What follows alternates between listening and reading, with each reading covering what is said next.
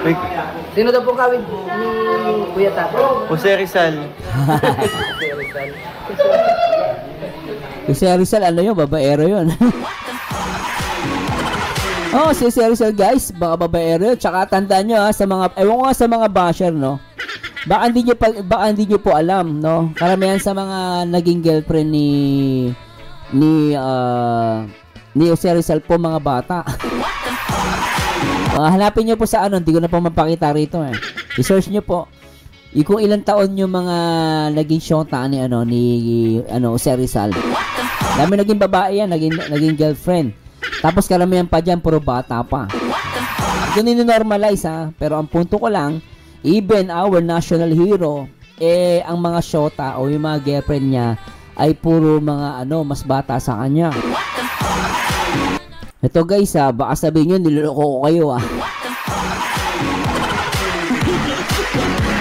Ito guys, open-minded lang ha. Ito po hindi po to para makipag-away, no, for educational purposes. At the same time, hindi ko po to ni-normalize ha. Baka sabihin nyo, ni-normalize ko. No, hindi ko po ini-encourage, pero ito po ay for educational purposes. Basahin natin, get to know the woman, no? Alamin natin yung mga naging babae ni Jose Rizal. Ito yung long list of ex-lovers. So, hindi ko babasahin lahat, pero si Consuelo Ortigaire, yan, ito po yung naging girlfriend niya, si Segunda Katikbak, okay? So, Rizal was,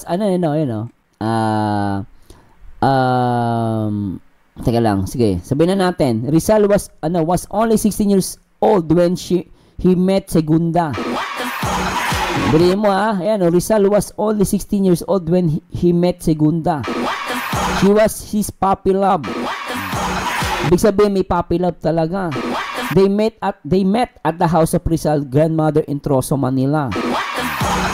Kung may Facebook, alam mo, feeling ko kung may Facebook panahon ni Rizal, nabas na si Rizal. Baliin mo, nagkita pa sila sa bahay ni Rizal. Baka sabihin ng mga generation ng mga matatandang mga basher ngayon, grabe naman si Jose Rizal. 16 years old, nakikipagkita na, may puppy love pa. Ended at early house, my first love, my virgin heart will always mourn the reckless step it took on the flower deck abyss. My illusions will return. Mahaba na eh. Basahin may Japanese din. So, Seiko Uzi, ilan siya?